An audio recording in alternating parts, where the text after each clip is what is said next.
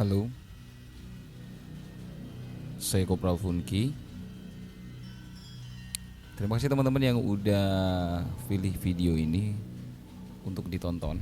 Cerita horor yang aku pilih pada kesempatan kali ini ya, dikutip dari buku horor 13 tulisan Ajen Dianawati. Ada juga kisah nyata mengenai keponakan yang diculik oleh Wewe Gombel. Penasaran seperti apa kisahnya? Yuk kita simak sama-sama. Menjelang maghrib, suasana kampung biasanya mulai sepi. Warga yang memiliki anak kecil akan segera mengajak anak-anak masuk rumah dan menutup rapat-rapat pintu di rumah-rumahnya mereka.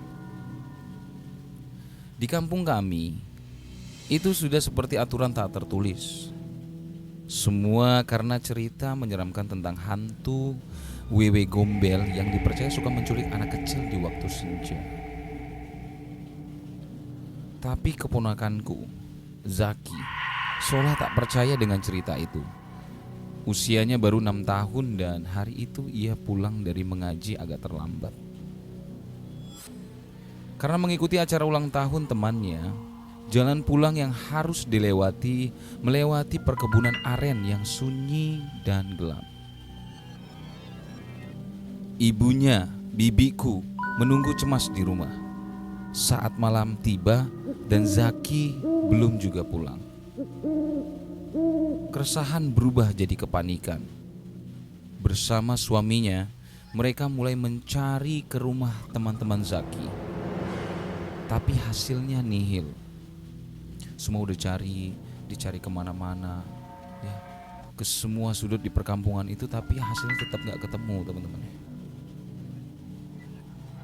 Ketika jam menunjukkan pukul 10 malam, warga pun turun tangan ikut membantu pencarian. Berarti warganya ini kompak ya, warganya kompak ya dan peduli.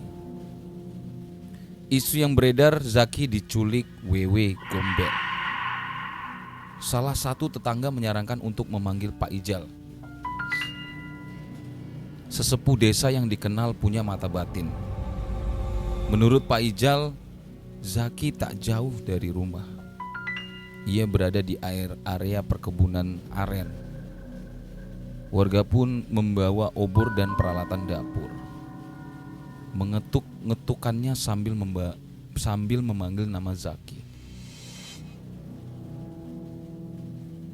Tiba-tiba paman melihat sepeda Zaki di tanah. Dan tak lama kemudian seseorang melihat ke atas pohon. Zaki ada di sana. Zaki ada di sana. Zaki ada di sana. Wajahnya pucat, tubuhnya berlumpur dan bajunya bukan yang dikenakannya pagi tadi. Ia dibawa pulang dengan penuh haru. Setelah tenang dan diruqyah Pak Ijal, Zaki akhirnya bercerita, "Oh ini berarti si Zaki masih hidup ya. Alhamdulillah." Di kebun ia mendengar suara cekikikan dan melihat sosok wanita cantik di balik pohon. Wanita itu tersenyum dan tiba-tiba membawanya terbang ke atas pohon tinggi. Lalu memeluknya erat sambil menawarkan makanan dan minuman. Untungnya Zaki menolak semua itu.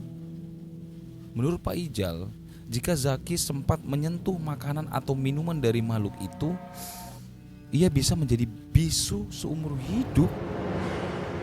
Hah? Serius ini? Konon makanan itu sebenarnya adalah kotoran manusia yang disulap agar tampak lezat. Sosok hantu itu dipercaya sebagai arwah Omas, wanita mandul yang dulu dibuang suaminya dan akhirnya bunuh diri secara tragis. Karena kerinduan mendalam akan anak, arwahnya terus bergentayangan menculik anak-anak yang dianggapnya bisa menjadi pengganti anak kandung yang tak pernah ia miliki. Peristiwa ini membuat warga kampung semakin waspada. Kini semua anak diwajibkan pulang sebelum maghrib. Dan setiap malam Jumat, pengajian rutin digelar untuk mendoakan arwah Omas agar dapat beristirahat dengan tenang.